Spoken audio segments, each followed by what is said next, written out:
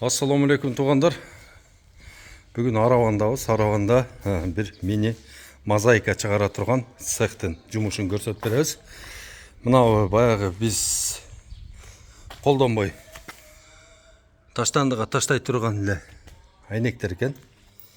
Ошол айнекти дробилкада дробить етишет, майдалап тұрып, майдалагандан кийин эле ошону муякта дейин чоң тегирмен бар экен, тегирмен. Мына ушул тегирменде момундагы туруп ундун состояниясына чейин алып келет экен, майдалап. Могу жерде ээлеп алып туруп, анан кийин бул жерде дагы майдалайт экен. Ээлеп туруп, анан кийин могу идиште коюп алып, анан бул жака салат экен, баягы унду. Айнектин майдасын салып, анан могу жактан, анан ошактан пресстен 4 бурчек болуп чыгат экен. Моякта болсо краска чачылып, анан могу жерде 3000 градуста жанагы ысытылат экен, 3000 градуста ысытып туруп, жанагы мозаиканы ошактан чыгарып, анан кийин бул жака алып чыгышат экен.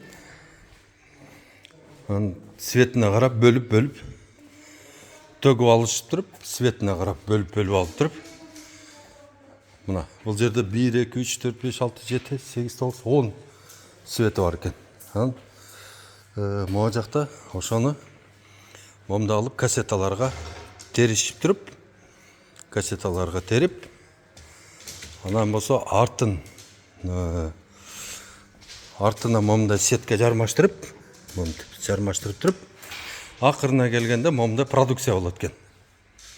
Мына туугандар, ваннага, анан ким чоң бассейн курам десе, же болбосо бир чоң имараттарды кооздойм десе, мечиттерге иштетсе болот экен, сонун кылып. Өтө жакшы экен да. Эгерде кимге керек болсо, ушул Араванга келип, ушул жерден заказ берип кетсеңиздер болот экен, туугандар. Стеклянная мозаика.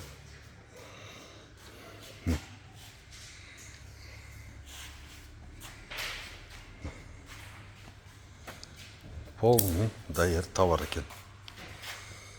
Дареги, Ош область, Араван району, Чеговат айылы. Не деп издеп келсе болот? Пахта заводу, пахта заводдун ичинде. Ушундай даяр продукция.